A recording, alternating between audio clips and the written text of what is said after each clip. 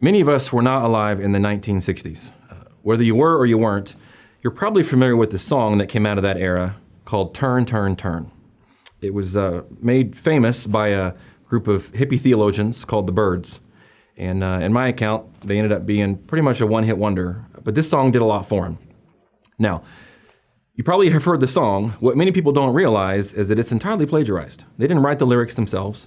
They actually stole it from a Judeo-Christian book called Ecclesiastes, written about 2,000 years before these hippie theologians ever started making music. But there's a lot to learn from it, which is possibly why it's such a famous song, that when Solomon, the original author of the lyrics, wrote this, he had a lot to contribute.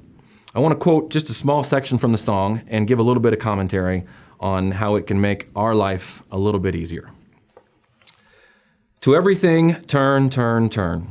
There is a season, turn, turn, turn, and a time for every purpose under heaven. A time to be born, a time to die. A time to plant, a time to reap. A time to kill and a time to heal. A time to laugh and a time to weep. A time to build and a time to break down. A time to dance and a time to mourn. A time to cast away stones and a time to gather stones. All right, now what can we learn from these guys? To be clear, what can we learn from Solomon?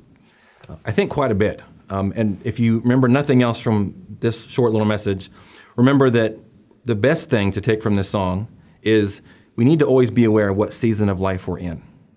The nature of life is it's full of seasons and it's going to change. Some seasons are good, some seasons are not. But we can make life a little less frustrating by being aware of the season of life that we are in, and then, this is the important part, preparing accordingly. The weather changes and we have nothing to do with that. We can't control the changing of the weather, but we can prepare accordingly for the weather.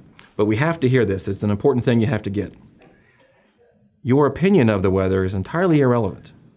If you look outside and see snow, wishing that it wasn't snow doesn't make it okay to put flip-flops and shorts on. You can dress that way, but you're going to be cold and you're going to be frustrated. The same thing is true about the seasons of our life. Wishing we were in a different season doesn't change the season that we're in. It's not what it could be. It's not what it should be. It is what it is. So I would encourage you not to make a difficult situation even more difficult by living in denial of the season of life that you're going through at the time. Here's what I mean by that. We'll go back to Solomon.